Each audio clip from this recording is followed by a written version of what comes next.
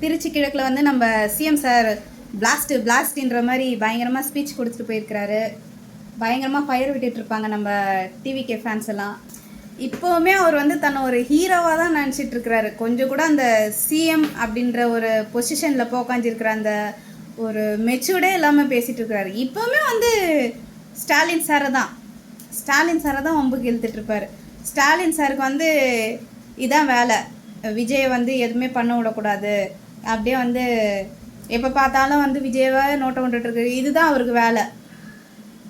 CM sir, நீங்கள் வந்து ஜெயிச்சுட்டு இப்போ வந்து தமிழ்நாட்டோட முதலமைச்சர் அப்படின்ற ஒரு போஸ்டிங்கில் வந்து உக்காந்துட்ருக்கீங்க.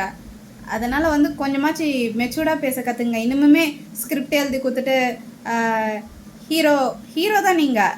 அது சினிமாவில் இப்போ வந்து தமிழ்நாட்டில் வந்து சிஎம்மாக இருக்கிறதுனால கொஞ்சம் இந்த டயலாக் ஸ்கிரிப்டெல்லாம் ஓரம் கட்டி வச்சுட்டு நீங்கள் ஓனாக பேசுங்க. எப்போ பார்த்தாலுமே வந்து திமுக தீய சக்தி, திமுக தான் நம்மளுக்கு முதல் எதிரி அப்படின்னு சொல்லிட்டு உருட்டிகிட்டே இருக்காதீங்க சிஎம் சார்.